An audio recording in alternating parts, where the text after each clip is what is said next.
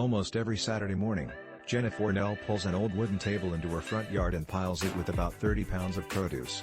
It all comes from her garden and is free for anyone to grab.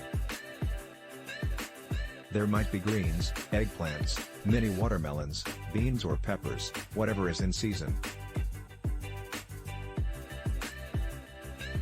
Oftentimes, there are also homemade breads and muffins, herbs and flowers.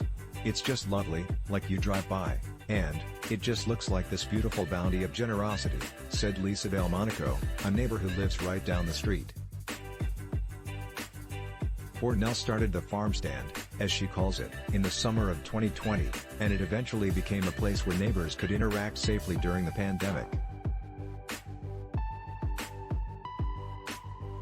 The seeds for the effort had quite literally come from a garden that she tends with her 14-year-old son, Leal Abbatiello, and her husband. Her youngest son, Leal Abbatiello, used to help out too. It was probably 2018 when the boys were really old enough to start doing their own things in the garden, planting some of their own seeds, and we planted a lot of flowers. That was the first year that we had a bunch of flowers, she said. The family lives just down the road from a pet store that also used to house an animal shelter. That summer, Oli, who is in love with animals of all kinds, had the idea to use the flowers to raise money for those animals. They cut the flowers, put them on the curb and sold them. The flower market was a success, and the brothers took their profits to the shelter. It wasn't until a couple years later that the family returned to the idea of sharing their bounty. Though this time, it was rooted in grief. In the fall of 2019, the family took Oli to the hospital for what they thought was a stomach bug.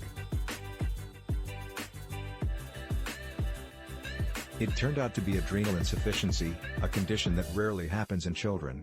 It was something that nobody had diagnosed or anticipated was happening with him, and so it was a complete shock to all of us that it happened, and sort of was something that was really diagnosed after he died.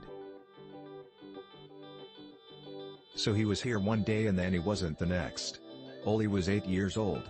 What enabled, I think, all of us, my husband and my oldest son and I, to survive those really hard early days was the fact that our community was so here for us, she said. People brought us food for months, people checked in all the time, and I was so struck by the ways in which a community, both people that I knew but also strangers, just lifted us up. While grieving their loss, the family realized they needed something to keep their hands and minds busy.